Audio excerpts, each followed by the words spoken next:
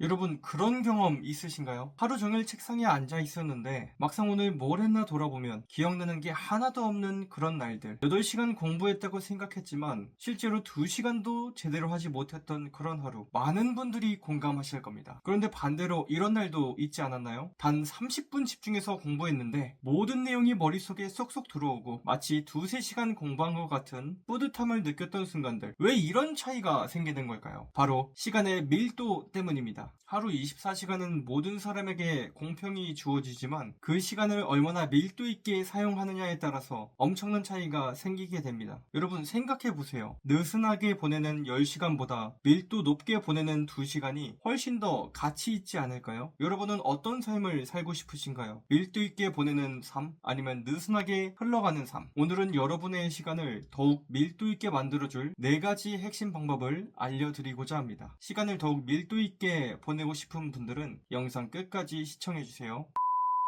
시간을 밀도 있게 보내는 첫 번째 방법, 나만의 골든 아워를 찾는 겁니다. 하루 중 자신에게 집중력이 가장 높은 시간대를 파악하는 거죠. 예를 들어볼게요. 저는 아침 5시부터 8시가 가장 집중이 잘 됩니다. 이 시간에는 뇌가 맑고 창의력도 최고조에 달하죠. 마치 제가 스티브 잡스가 된 것 같은 착각이 들기도 합니다. 그래서 이 시간에는 절대 이메일을 확인하거나 잡다한 일은 하지 않습니다. 제가 해야 하는 가장 중요한 일, 가장 어려운 일을 이 시간에 배치하죠. 여러분들도 한번 체크해 보세요. 하루 동안 언제 가장 일이 잘 되는지, 언제 가장 머리가 맑은지 일주일만 기록해봐도 패턴이 보일 겁니다. 시간을 밀도 있게 보내는 두 번째 방법, 데드라인 만들기입니다. 어떤 일을 할 때 이 정도의 시간만큼은 집중을 하겠다 하면서 데드라인을 정하는 겁니다. 시작 시간과 종료 시간을 명확하게 정하고 그 시간 동안은 무조건 그 일만 하겠다는 각오로 집중하는 거죠. 예를 들면 오전 10시부터 11시까지는 기획서 작성에 집중하겠다. 오후 2시부터 3시까지는 영어 공부만 하겠다. 이런 식으로 말이죠. 그렇게 시간을 정해두면 2가지 장점이 있습니다. 첫째는 마감 시간에 압박이 생기죠. 우리 뇌는 마감 시간이 있을 때 더 효율적으로 일을 처리합니다. 어린 시절에 한 달 동안 밀렸던 방학 숙제를 3일 만에 다 끝냈던 경험 다들 있으실 겁니다. 마감 시간이 가까워질수록 우리는 더욱 집중하게 되고 효율적으로 일을 할 수 있게 되죠. 둘째는 끝이 보인다라는 안도감이 생깁니다. 앞으로 40분만 버티면 된다. 이제 20분밖에 안 남았다. 이런 식으로 동기부여가 되는 겁니다. 여기서 데드라인을 정하는 꿀팁을 하나 말씀드리자면 데드라인을 정할 때 너무 길게 잡진 마세요. 처음에는 25분이라고 5분 쉬는 포모도로 테크닉으로 시작해보는 걸 추천드립니다. 그러면서 점점 자신만의 리듬을 찾게 되면 상황에 따라 일에 따라 45분 일하고 10분 쉬고 1시간 일하고 15분 쉬고 이렇게 활용을 해볼 수도 있습니다. 중요한 건 시작하기 전에 반드시 타이머를 맞추고 그 시간만큼은 온전히 그 일에 집중하는 겁니다.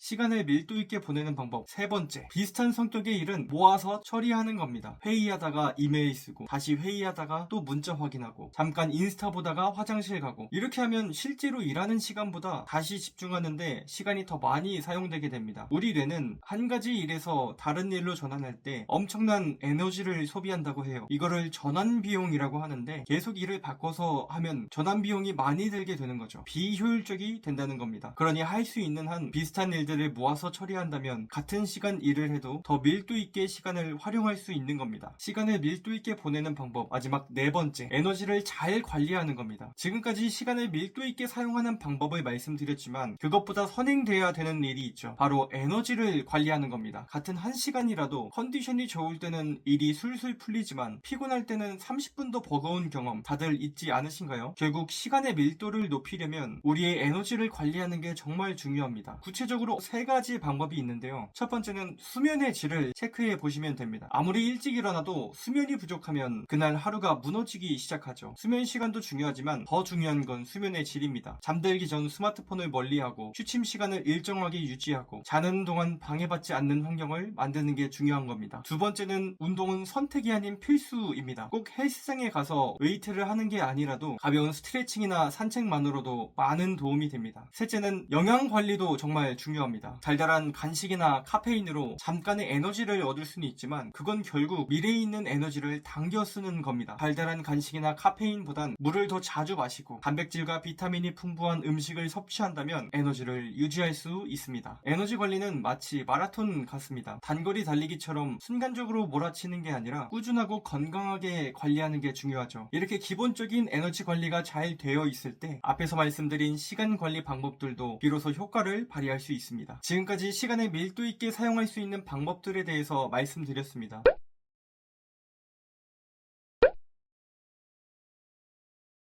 그런데 여러분, 이런 밀도 높은 시간을 만들기에 가장 완벽한 시간이 있습니다. 바로 아침 시간인데요. 아침은 그 누구의 방해도 받지 않는 온전한 나만의 시간을 만들 수 있습니다. 카톡 메시지도 없고 긴급한 업무 요청도 없고 예상치 못한 방문객도 없죠. 그야말로 최고의 집중력으로 최상의 결과물을 만들어낼 수 있는 황금 시간인 겁니다. 출근 때문에 피곤하겠지만 출근 전 아침 시간 1시간을 밀도 있게 사용해보세요. 한 달 1년이 지난 뒤에는 상상 못할 만큼 큰 변화가 여러분을 기다리고 있을 겁니다. 혹시나 제가 말씀드린 방법 외에 시간을 밀도 있게 사용할 수 있는 방법을 알고 계신 분들은 댓글 달아주세요. 지금까지 미스터 제이드였습니다. 감사합니다.